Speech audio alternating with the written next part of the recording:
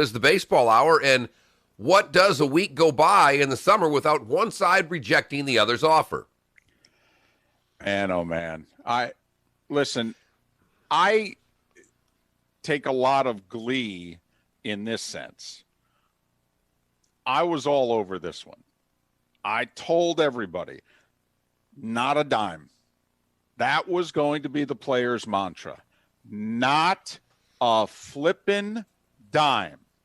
We are not giving back a dime. Period. End of sentence. And that is clearly the case. And they're willing to sacrifice this season, I think. And part of this, and everything David said is 100% correct, but there's always extra participants. And the owners and players negotiated the pay cut, that it was going to be prorated and they were going to get their year of service time. And that was in March. And the owners claimed that, hey, things have changed since March. We thought we'd have fans. We're not going to even have fans now. So you guys got to take more of a hit. And the players are like, that's a lie. All right. We were sitting at the very same table. It was late March. We were 2 weeks into this COVID thing. Trust me, it came up. We talked about the scenarios. You're trying to rewrite it because this has lasted longer and has hurt you guys more than you thought it would. I don't know what to tell you. We talked about this. We negotiated this. And a deal is a deal is a deal. Suck it up. And that's the player's stance. And, well, it looks as if every day that goes by, there's less of a chance of a baseball season. Because they're rejecting the offers before they get on the table. But the other thing I was going to say, David, is that, it's come out that Scott Boras and maybe other agents, but Boras is telling his clients, and a lot of people listen to what Boras says, is that the owners aren't losing as much money as they say, is that the owners are losing money in every other walk of their life that lets them own a Major League Baseball team, and they need basically a loan from you guys. And that is added to two sides that were not real pleased with one another when negotiations began. So you add a third party who's feeding a lot of players information. Hey, I don't know if that's the case or not, but just when you hear it, does it seem plausible that billionaire owners are losing lots of money from their other things that they own? Sure. Yeah. That's one of those that a player reads a headline and go, well, that makes sense to me. Damn it, I'm not taking any less money. But here's, I think, the more plausible scenario. And the players saw this coming, is this was the beginning of the 2021-22 CBA. The owners saw this as a way to start making some inroads now for something that a year and a half from now they're going to have to renegotiate. The owners have been trying forever to get some kind of salary cap. All right? For 40 plus years. You can go back to strikes and work stoppages into the early 80s. They go back to the very same thing that the owners are trying to get now. This is something that this is the players' line in the sand. They are like, we are not football, basketball, and hockey. We will not be a salary cap sport. Period. End of sentence. Now, we could debate whether or not it should be. We could debate whether or not it has led to competitive imbalance. And in the last couple of years, a whole lot of bad teams, that teams are basically deciding well before seasons start. Can we contend? If not, let's be awful. And let's be awful on the cheap. And they're not even trying. All right. We could argue, but the players aren't interested in that argument. They've had it 40 plus years ago. They won. They're not going back. And the players are convinced, and I believe in this case they're right, is that, the money is tied up in television. So all these owners make more money the more games that are played. So why is it they're trying to play less games? That the players are basically saying, you make more from television per game than you shell out to us per game. That's what, and the players are like, so it behooves you to play more games. And you're telling a little bit of a white lie right now. And we're not buying it. And quite frankly, we don't have to buy it. All right? You're the owners. This is the risk of being an owner. Don't know what to tell you. We're taking the risk of playing, by the way, which is something that the owners are not discussing or acknowledging at all. But granted, a whole lot of American society right now is not even discussing the risk of any of the basketball, hockey, football, baseball players contracting the coronavirus. Well, and David, I do think now the more that we know, and it is, beginning it was largely folks over 65. Then there was a lot of fear it was more. Now the data shows that it is largely a disease or a virus that's going to affect people that are older. It doesn't seem to be taking down professional athletes. When they get it, they're fine in 2 weeks. Nearly everyone that's had it has been fine. In fact, I don't know of an athlete that's contracted the virus that 2 weeks later hasn't been fine. That's why we're not discussing it. That's why the owners look at the players and go, yeah, whatever. Right. I mean, they're not going to say that publicly. They're not going to come out of callous about a pandemic. All right. But yes, I mean, all of these owners. Now, I'm not saying these leagues aren't taking it seriously. And I'm not either. I mean, they're testing and they're doing all those things. But they're not giving the players, at least in baseball, they're not acknowledging the risk that they are taking by playing. Any assumption of risk, none whatsoever.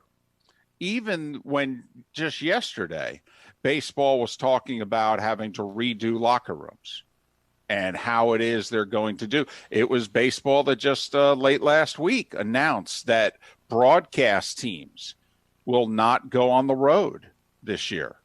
That teams, if the Marlins are on the road, that the Marlins crew, they could either set up in their studio or they could go to the stadium and just set up their monitors and plug in and have the feed sent to them, and they could broadcast from an empty stadium with no game going on. Kevin Harlan of TNT acknowledged yesterday that when the NBA resumes in Orlando, they're not going to be on site. They're going to be broadcasting from Turner Studios, I'm assuming, in Atlanta. In Atlanta, yeah.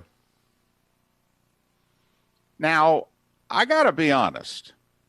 There's a part of me, I don't want to go so far as to say it's ridiculous, but I'm about a step away from that. It's okay for the players, but it's not okay for the broadcasters. Because let's be honest then. Hey, then why do the broadcasters ever need to be at these games again? No, I'm being serious. I mean, teams are always looking to save money. Networks are always looking to save money. I mean, then there's no reason to have these broadcasters at these games ever again. Not until the product suffers tremendously. If it will. And that's the question. That's a you and I thing, I think, more than our audience. But it does seem ridiculous is the wrong word. It seems overly cautious to me. Yes. To send 30 teams to Orlando, but not send 8 men to broadcast the games, if you will. And I understand. And they could drive from it. They don't want to get on a plane, drive from Atlanta. Ask David. It's a leisurely drive. Yeah, it's 6 hours. All right. It can be done. Put them in a car. They don't even have to drive. Yeah. No problem. Bada bing, bada boom. But CBS, beginning Thursday, they're the ones responsible for broadcasting the golf. The only announcer on site in a tower is going to be Jim Nantz. Faldo, Nobilo, there's one other, Ian Baker Finch. They're all going to be in Orlando at the Golf Channel studios. Aren't you glad they haven't moved to Connecticut yet? Don't start. Oh, my goodness. I think a lot of people forget that. Just remember, before this all went down, all right, in fact, we jokingly blamed the Golf Channel that it was shortly after their announcement that they were moving from Orlando to, is it Greenwich, Connecticut, or somewhere in Connecticut? Somewhere. Yeah, that's right. The Golf Channel studios are leaving Orlando. Hello. That all you-know-what broke out in the sports world. But Nantz will be in the tower, period. And there will be 2 on-course commentators. And that's apparently it. CBS is going to have half the crew that they normally have. I think they're going to rely on drones more. AI coming to sports television. There we go. Yep. They did say they're going to try to put a few microphones on some golfers and maybe talk to some golfers a little bit more. But they also basically acknowledged they're going to have to show more golf. Imagine we that. won't get hardly any interviews if there's only 2 on course, where they get, unless one's just positioned on the 18th green. So it'll look like the Masters with twice as many commercials, is what you're telling me? Yeah, apparently so. So, that's what the networks now.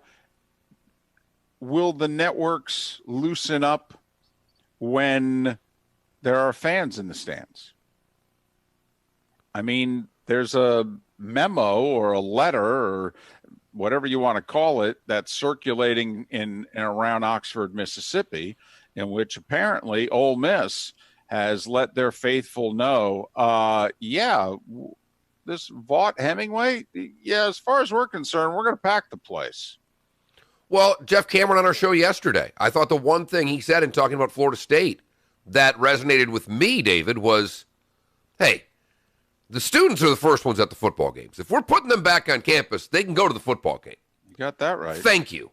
And I mean, you know what, David? It sounds pretty elementary. It sounds like an obvious one.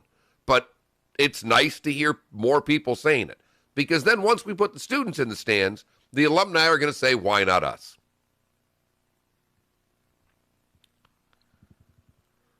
Miller and Moulton. So in this baseball hour in which the owners threw a proposal back at the players and the players couldn't wait to the end of the business day to reject it. So, and by the way, the owners' proposal, the season wouldn't start till July 10th. The owners are also adamant that the regular season will end on September 27th. So, I mean, there is nothing these two sides agree on. Let's get this straight. The number of games, the financing of the games, when the season is to start, when it is to end. There is not one thing that these two sides agree upon. They don't even agree upon, the owners are convinced that they can unilaterally just say, okay, here's the season, 50 games. It starts here, it ends here, go. And the players are like, yeah, you can't do that. And the owners are like, oh, yes, we can. Take a look at that memorandum of understanding that we signed in late March. The hell we can't. So, I mean, that's how far apart these sides are. And not to mention, they're the only league that wants to play every game in their home stadiums of the summer leagues. I mean, the NHL appears to be going to Vegas. Yeah. All indications are Vegas is far and away the leader in the clubhouse. They may be trying to look for an East-West thing. They may be trying to, I've heard Pittsburgh, I've heard Columbus, of trying to separate this. And, I read an article, I think it was in The Athletic, where they had a group of panelists, and they're like, yep, Canada's out. Just let's put that there. There's no games in Canada.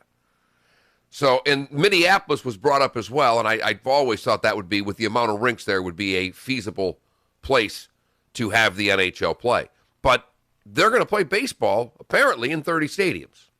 Right. In 7 cities? That's if they play. And quite frankly, if it's not around a half a season, I'm not going to pay attention. That to me is a joke. I mean, honestly, minor league baseball will take a look at this Major League Baseball season and go, now that's laughable.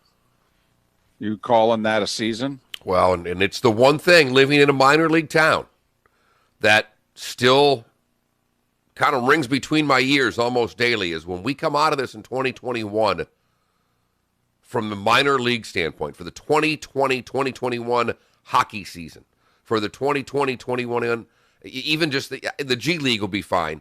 But between hockey and then minor league baseball in 2021, how many franchises simply don't come back?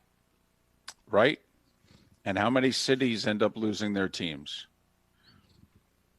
And in certain cities in America, that minor league baseball team, that's a nice little part of their life.